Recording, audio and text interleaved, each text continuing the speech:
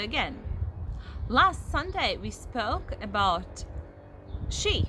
That Bible speaks a lot about sheep. But there are so many topics Bible speaks about. And one of those things is healing.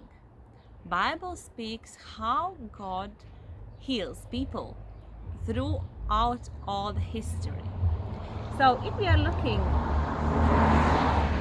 at the Old Testament, you can see here is a general, and he had some skin disease. And after the prophet said to him that he needs to go to the river to wash himself in the river, he was healed.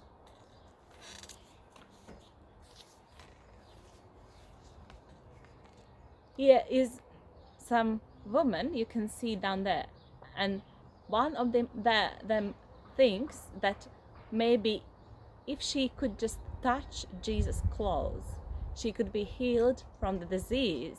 She had been to many doctors during a period of long time, and no one was able to help her.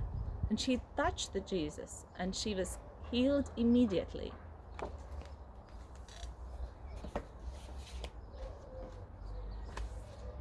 There are also 10 men who were healed, but only one returned to say thanks to Jesus.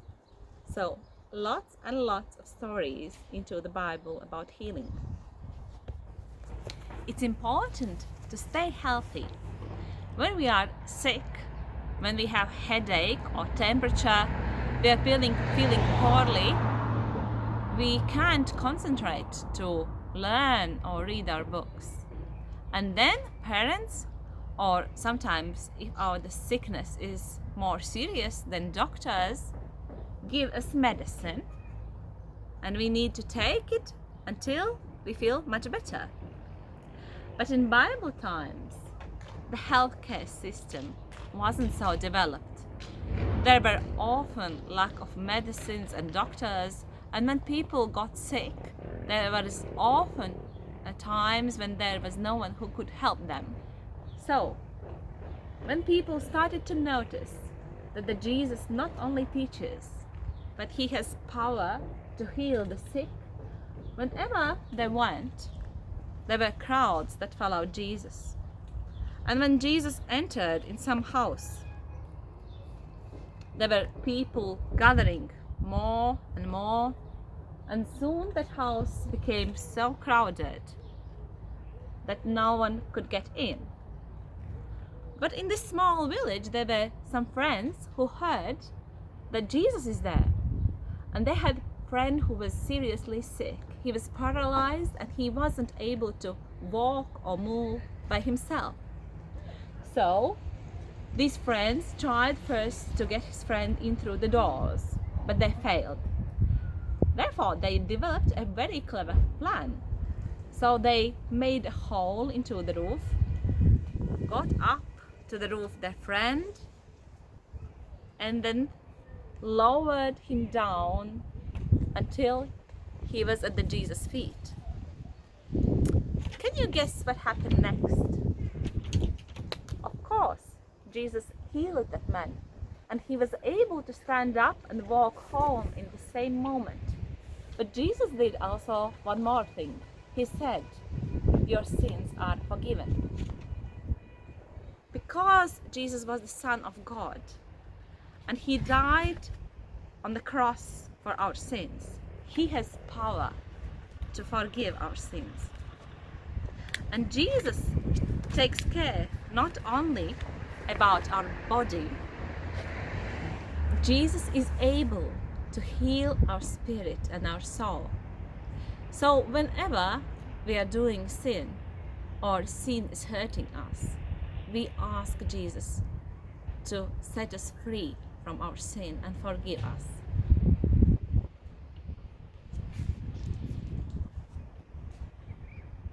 The work for next week, when you have your prayers, daily prayers, maybe you pray in the mornings or maybe in the evenings, can you include in your prayers also sick people?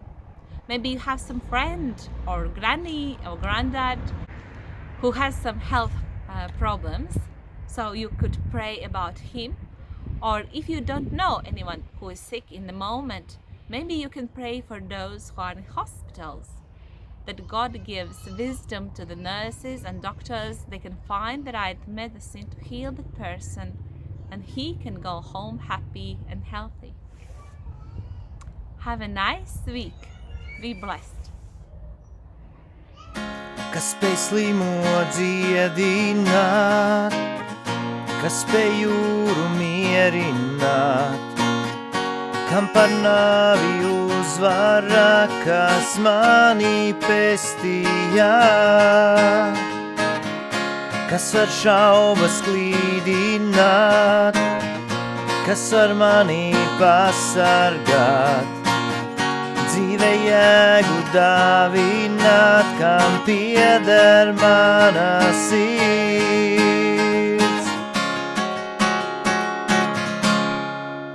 Tikai Jēzus spēj mani dziedināt, kad man sāp.